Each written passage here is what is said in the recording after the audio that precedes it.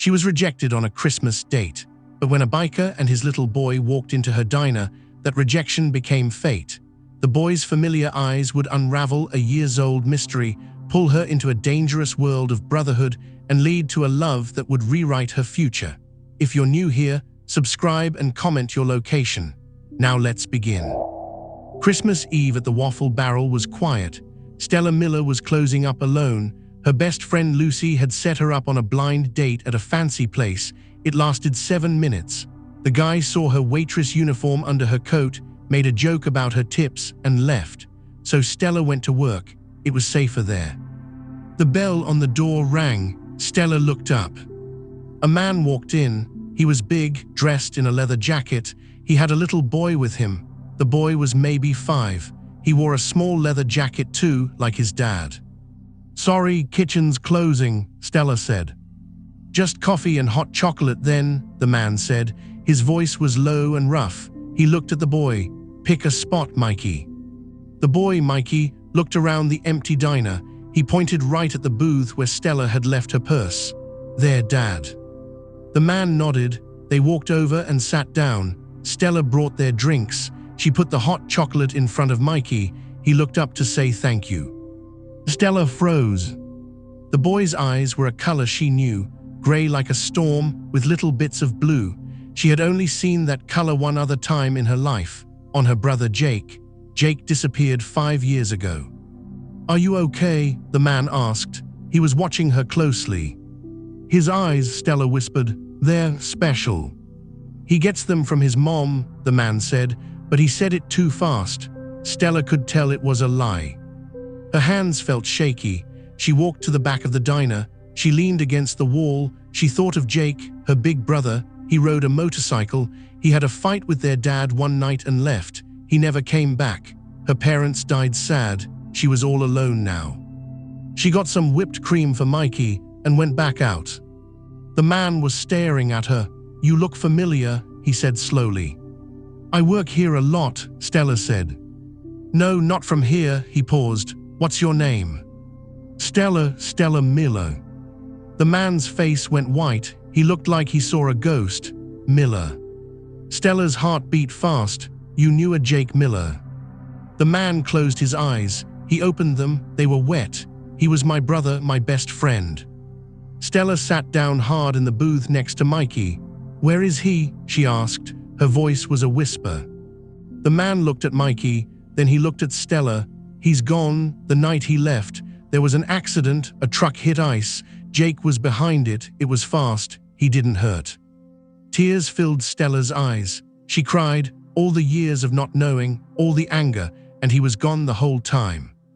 "Why didn't anyone tell us?" she sobbed. "He had no ID. The bike was destroyed. I was in the hospital too. By the time I found his family, it was months later. I went to the house. I saw the newspaper. Your parents had died. I couldn't bring you more pain, and I had Mikey to think about."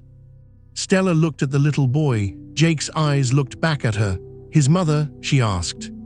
"Jake's girlfriend, Sarah. She died when Mikey was born. Jake never knew about him. I found Mikey later. I took him. He's my son now." The man's voice broke. "I'm David. I am so sorry, Stella." Mikey touched Stella's arm. "Don't be sad, lady. My Uncle Jake is in the stars. Dad says he sends the snow."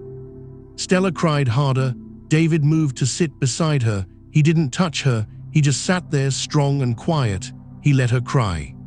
When she stopped, she looked at Mikey. "He's my nephew." David nodded. "Yes." They talked for a long time. The manager locked the door and left them there. David told her about Jake's life, about the motorcycle club called the Iron Wolves. David was in the club too. He handled their money. Jake talked about Stella all the time. He was coming home the night he died. He had a gift for her. Stella cried again. Mikey fell asleep. David wrapped his jacket around him. "The blind date," Stella said suddenly. "My friend Lucy set it up. That guy was awful. He left. How did you end up here?" David looked guilty. "Lucy is my cousin."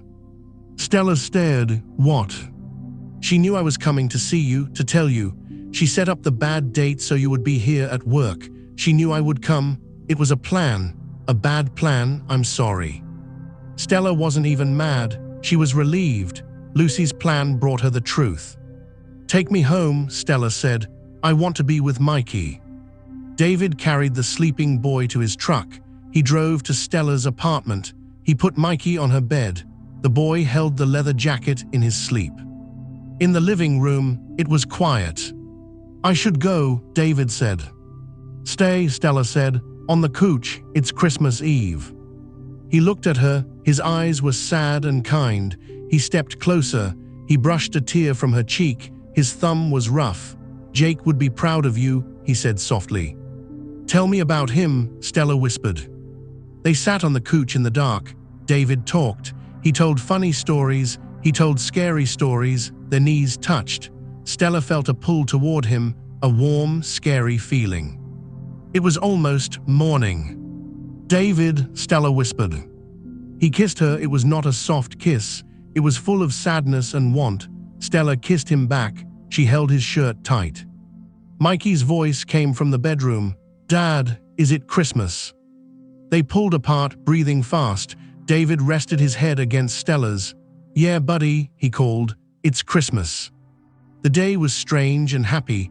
Mikey opened Stella's few presents. David bought more. They cooked a bad turkey dinner and laughed. Mikey called her Aunt Stella. It sounded right.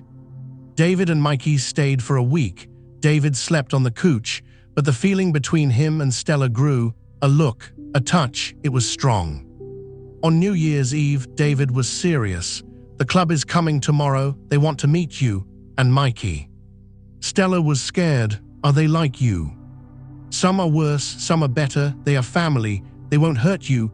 They wanted to find you for years." I said no. I was afraid. New Year's Day was cold. At noon, a roar filled the street. Stella, David, and Mikey stood outside. Motorcycles came down the road. Many of them. They parked in perfect lines. A man got off the first bike. He was older. He was the leader. His name was James. He walked up. He knelt in front of Mikey. "You look like your dad, kid," James said. His voice was rough but kind. He gave Mikey a wolf's tooth on a string. This was his. Mikey took it. "Thank you." James stood and looked at Stella. "Stella, your brother was my brother. We failed you. We didn't bring him home, but you are his blood. That makes you our blood. We take care of our own, always." One by one, the men came up. A huge man named Paul nodded. A smart man named Daniel gave her a card. "Call for anything." A mechanic named Mick gave Mikey a toy bike. They were not soft men, but they were kind to her. James looked at David. "You done hiding?" David put his arm around Stella. "Yes." "Good, you ride with us again, all of you." James looked at Stella. "The clubhouse has a room for you if you want. You have a home with us." That night there was a party at the clubhouse. It was loud. Stories about Jake were told. Mikey was passed around. Stella watched David laugh with his brothers. He looked happy. David saw her looking. He walked over and took her outside. It was cold. "This is my life, Stella," he said. "It's not safe sometimes. There are rules, there are fights, but it's family. I want you in it. Not because of Mikey, not because of Jake." He took her face in his hands. "Because of you, I love you." He kissed her under the cold sky. Stella held him tight. She was home. Life changed fast. Stella and Mikey moved into the clubhouse. Their room was simple and clean. It had been Jake's old room. The walls were thick. At night, Stella could hear the deep rumble of bikes and the low talk of men. It was loud, but it felt safe. For the first time in years, Stella wasn't afraid. She still worked at the Waffle Barrel on weekdays, but it was different now. Often, Paul or Mick would be sitting in a corner booth, drinking coffee. They didn't talk to her much. They just sat there, big and quiet. Her manager noticed. He gave her better shifts. Her tips got bigger. Evenings and weekends were for the club. Stella helped in the big kitchen with a man named Bear. He was huge and covered in tattoos, but he was a great cook. Mikey loved the garage. He learned the names of tools from men with rough hands and gentle voices. David taught him how to check the oil on a motorcycle. David was back in the club fully now. He was the treasurer again. He handled the money for their auto shop and their bar. He was good with numbers, but with Stella and Mikey, he was different. He was soft. He was happy. The feeling between Stella and David was a constant warm hum. When they took Mikey to the park, their hands would brush. When they passed each other in the clubhouse hallway, they shared a long look. One afternoon, David pulled her into a storage room. He kissed her hard against the wall. It was quick and hot and left them both breathless. Later, he promised, his voice rough against her ear. They went on dates, real dates. David would get a club prospect to watch Mikey. He took Stella to a nice restaurant. He held her chair. He listened to her talk. He told her about fixing engines and the freedom of the open road. Stella saw the smart, passionate man under the leather jacket. One night he took her for a ride on his bike. She held onto him tight as they sped down dark roads. He stopped at a lookout point over the city. He helped her off. "This is where I came to think about you," he said. "When I was too scared to find you, I'd wonder what you were doing, if you were okay." "I wasn't okay," Stella said simply. "Not until you." He turned her to face him. His face was serious. "My life is complicated, Stella. The club has enemies. There can be violence. I need you to know what you're in for." "I know," she said, touching his cheek. "You're my safe place. That's all that matters." He kissed her then, under a sky full of stars. It felt like a promise. The trouble started a month later. A rival club called the Jackals had been causing problems. Their leader was a man named Vince. He was cruel. He and Jake had a bad history. They fought over a girl years ago. Jake won. Vince never forgot. When Vince heard that Jake's sister and son were living with the Iron Wolves, he saw a chance to hurt them. Not with a fight, but with mind games. One afternoon, Stella was walking back from the store with Mikey. A shiny black car pulled up next to her. The window rolled down. The man inside had slick hair and cold eyes. "Stella Miller?" he asked, smiling a fake smile. "Who are you?" "Vince, I was a friend of your brother's. I heard about you, and this must be his boy." Vince's eyes locked on Mikey. "He has Jake's eyes." A cold fear went down Stella's spine. "We have to go," she said to Mikey. She walked faster. "Tell David I said hello," Vince called after her. "Tell him the Jackals remember, and we are family men too." Stella ran the last block to the clubhouse.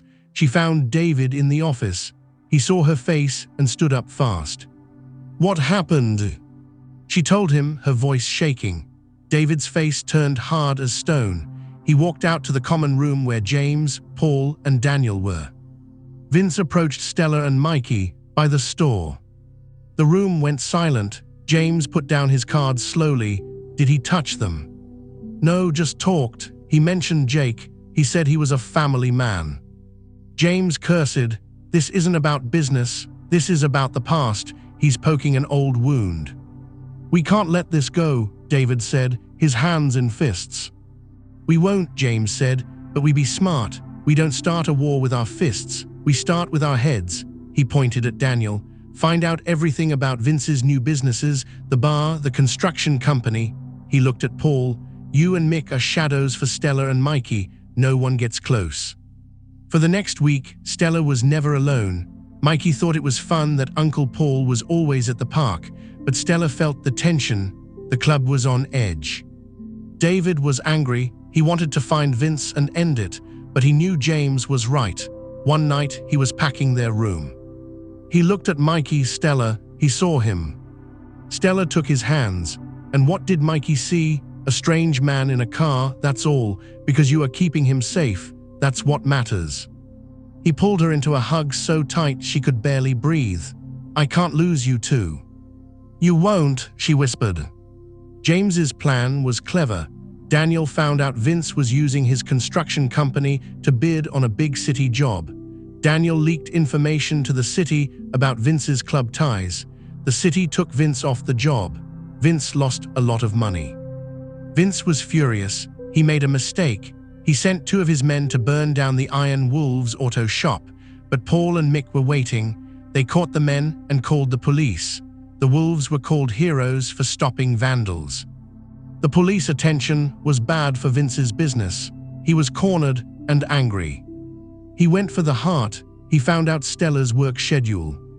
One late night, Stella was closing the diner alone.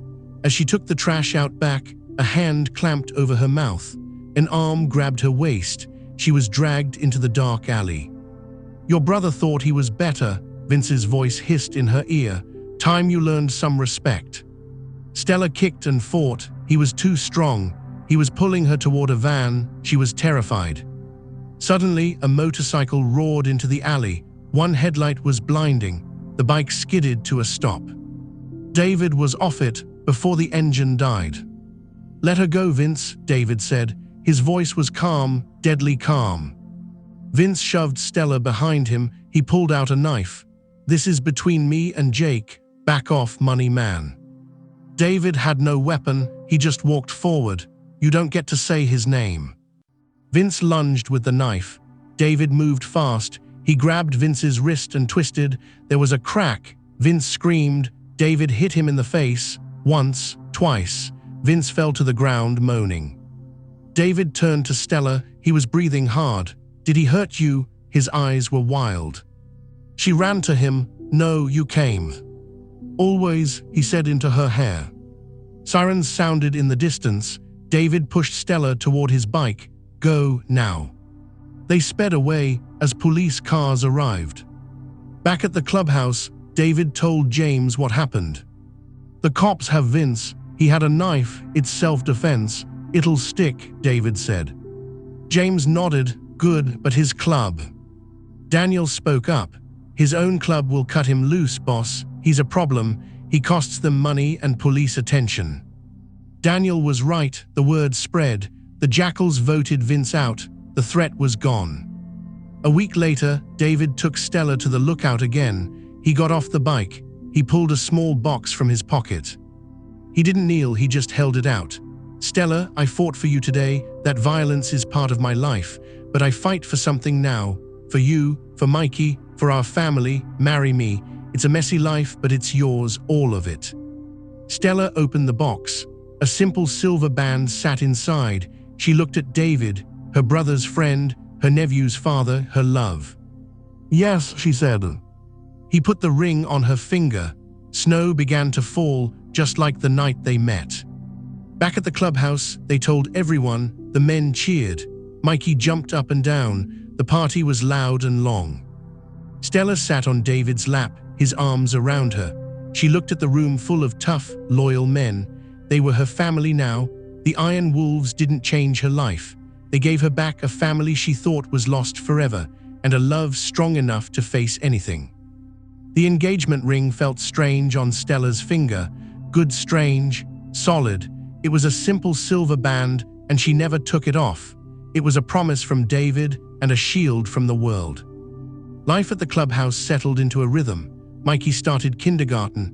Paul, the giant, would walk him to the bus stop every morning, a terrifying guardian in leather who made the other parents stare. But Mikey felt safe.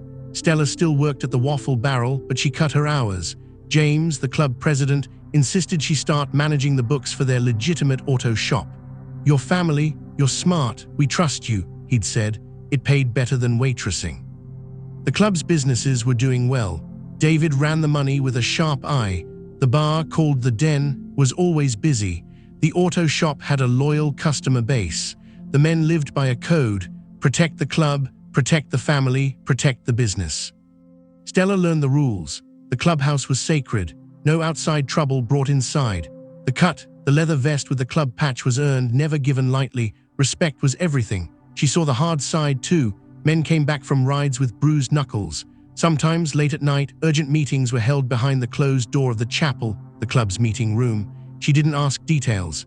David would come to bed after, smelling of smoke and night air, and just hold her. She understood. Her relationship with David was a quiet fire. It was in the way he'd bring her coffee in the morning, his hand lingering on her shoulder. It was in the charged glances across the crowded common room. It was in the way he'd pull her into a dark corner of the garage for a kiss that left them both wanting more. It was passionate but careful, always aware of Mikey and the watchful eyes of the club. One evening they were in their room. Mikey was asleep. David was looking at old photos of Jake on his phone. He showed Stella one. It was Jake, young and grinning, his arm around a younger David. They were both in cuts, standing by their bikes. "He made me promise," David said quietly, not looking up from the screen.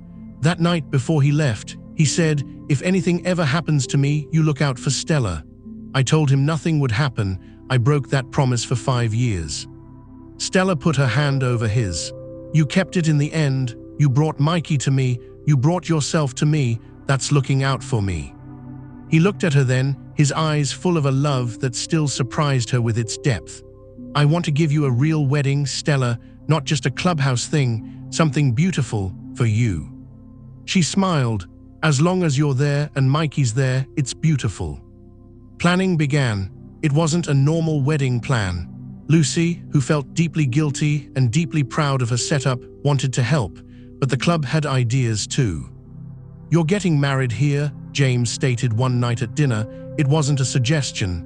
"The clubhouse is your home, your family is here. We'll clean the place up. We'll make it right." Bear the cook pounded the table.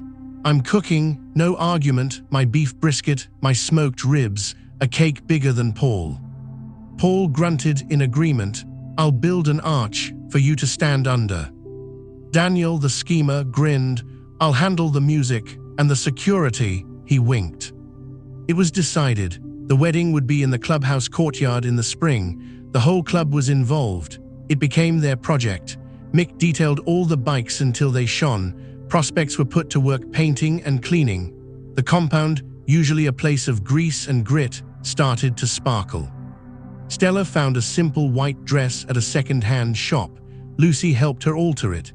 As she pinned the hem, Lucy cried, "I'm so sorry for the dumb blind date, and I'm so glad it worked." "Me too," Stella said, and she meant it.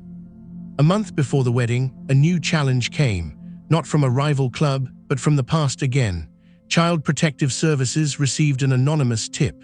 The tip said a minor child, Mikey Grant, was living in a dangerous environment with a known criminal motorcycle gang.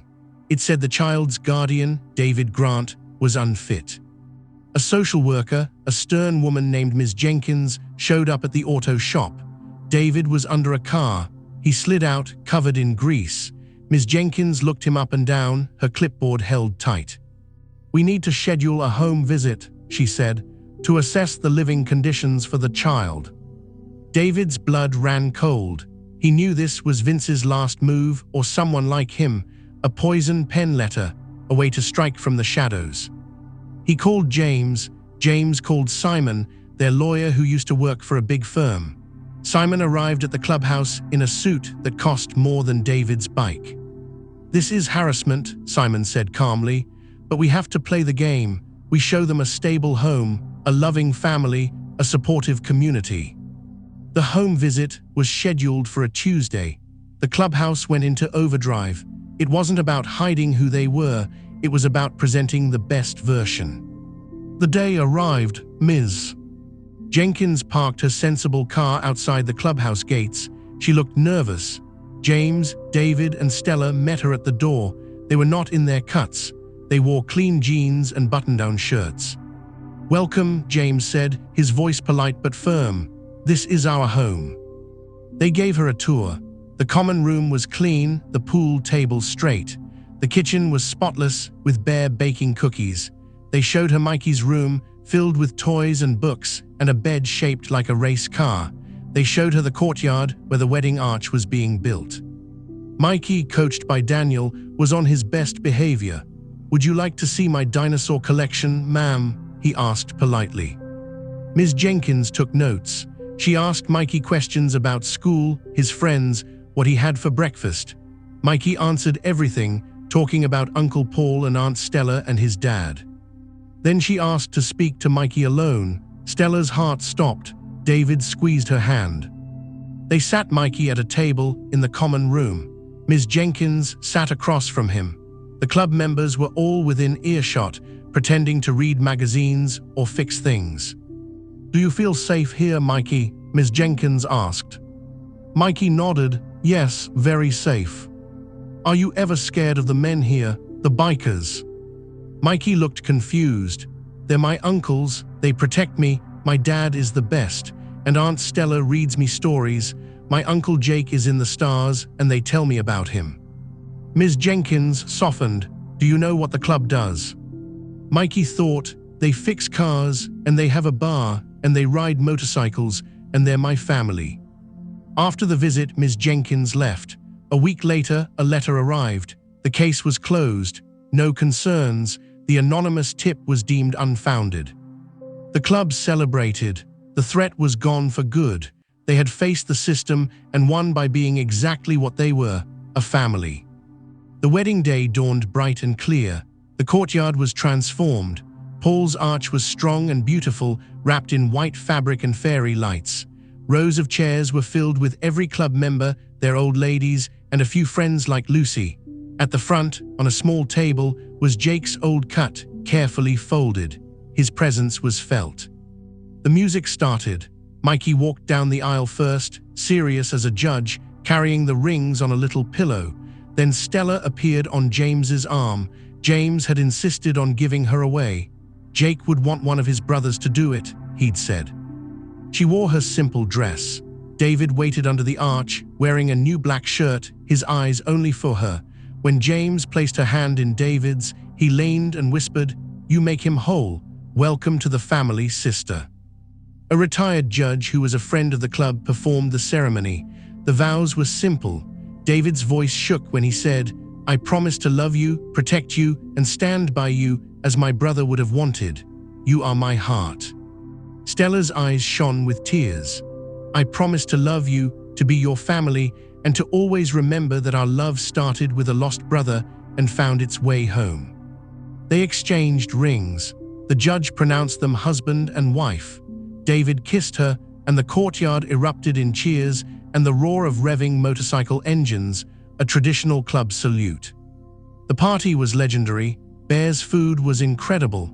The cake was huge. Music played. Men who looked like they could break bricks danced gently with their wives. Mikey danced with Stella, then with David, then fell asleep on a pile of leather jackets. As the moon rose, David and Stella slipped away. They stood in the quiet garage among the sleeping bikes. "It's not the life you dreamed of as a little girl, is it?" David asked, holding her from behind. Stella leaned back against him. "No, it's better, it's real, it's messy and loud and loyal. It's got you, it's got Mikey, it's got a family that rides on two wheels." She turned in his arms. "It's everything." Years passed. Mikey grew. He did well in school. He learned to ride a small motorcycle in the club's safe, fenced lot. The club was always there. When Mikey had a science project, Daniel helped him build a working volcano. When he got bullied once in middle school, Paul had a quiet, terrifying word with the bully's father. The bullying stopped. Stella stopped waitressing completely. She ran the office for the auto shop and the bar. She was good at it. She became the club's secretary, handling schedules and finances. She was respected. David was her partner in every way. Their love never faded. It deepened into a quiet, steady flame.